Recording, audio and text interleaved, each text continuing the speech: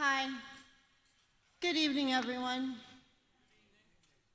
Thank you for having me tonight. I'm so happy to be able to talk to you. I know most of you think that we've never met, but I think we probably have. I'm Alice. Have you ever ran away from something because there was danger or to avoid a situation? I have, and I'm great at it. Kind of like a marathon runner in my own way. Not the athletic version with the cute ponytail and the sneakers. I run from people, from situations, and from responsibilities. I run to things, to people, to situations that I will later run from. I've been able to recognize this as a pattern in my life. I ran across the country just to stand here before you tonight. It started when I was little.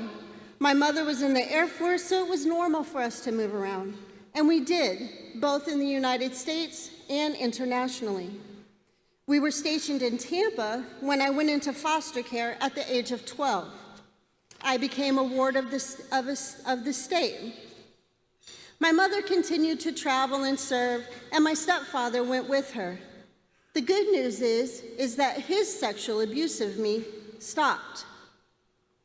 I had a foster family in Valrico and graduated from high school there, but I partied a little too much and ended up pregnant at 18. So I left Colorado to find my mom, and it was good for me to be with her for the birth of my baby girl. But because of the unresolved issues that I had with my stepdad, I married the first guy who wanted to take me away after knowing him for only 2 weeks. I was 19. I ran from my family and to this new husband. I ran from motherhood. I put my daughter up for adoption when she was 15 months old. My new husband didn't want her, and I hoped that she would have been better off somewhere else than being with me. But I've learned that no matter where you grow up, bad things still happen. I found her when she was 18. She had been sexually abused. She was in prison. She's out now, and we talk every day. I ran from that first husband after 5 years and began to party again. I met someone new. I repeated my pattern, this time falling deeper into drugs. I was using when I became pregnant again, and I asked God to protect my baby girl, and He did. 8 months after she was born, I went to jail, and at that time, I signed her care over to her father's family. I eventually married her father once we both got out of jail. The wedding was in August, but by October, I ran again. I ran back into partying, I met a new man, and after 2 weeks, we moved in together. Shocking, right? This time, it seemed different to me, though, and I had hoped that we would be able to build a family together. He also was estranged from his daughter, so he understood my pain. He was protective of me. I loved him. I still love him. Together, we have 2 daughters. Altogether, I have 4 girls. But we didn't make it as a family after 10 years together. I'm going to skip the devastating details of the unraveling of that relationship. But here are the ingredients that undid us. The general stress of taking care of little ones, the in-laws that came to live with us, infidelity, drugs, alcohol, drugs, fighting, drugs, domestic violence, weapons, perversion, and you bet, the police. It was frightening. I was sad, and it was dangerous. It was both of us. It was a 3.5-year downward spiral. Until one night. One night, I fled. I ran. I grabbed my girls, my dogs, their puppies, the things I had to eat, and the cash I had in hand, and I jumped in my truck, and I never looked back. That night began my journey to Winter Haven, to community, to hope, and to healing.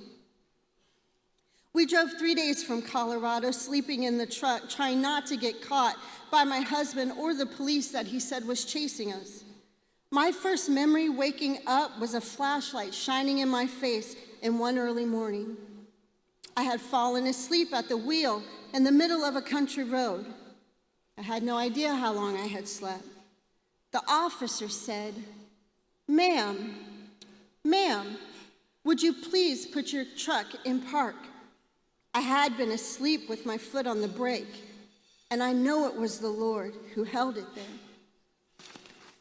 That officer bought us food, put gas in my truck, and gave me $16. We were fed and we were provided for. I think God is trying to teach me how to stop running, to find some rest for myself and my girls. But how? I had $16.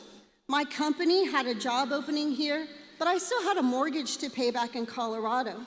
And the deposits to get into a place even with a job, well, who has that kind of money?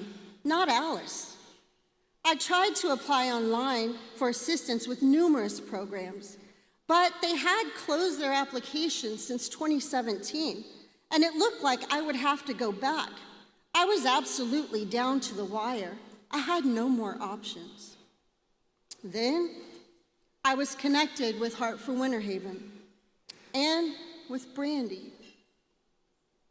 She asked me how I was doing. Brandy, nobody's ever asked me how I was doing.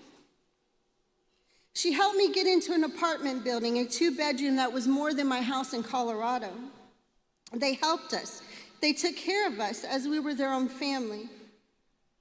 Brandy, Brad, everyone at Heart.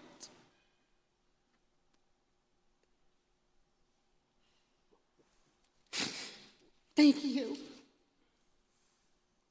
You were the resource that I needed to change the life that I needed to change for my girls. If you weren't there, if you didn't have a mission, if you didn't have a facility or doors or a passion or people to just man the phones, I would have went back to Colorado. And you now know what would have waited for me there. If you are here tonight to give to Heart for Winter Haven, you don't know what God is going to do with what you give. But I can tell you that people's lives will be changed. I'm not the only one. I have the honor to volunteer with Faith and Finance and to serve as a mentor in the Jobs for Life. I can see who you impact and how it is helping. I have hope today. I didn't before, but today I have hope. Thank you.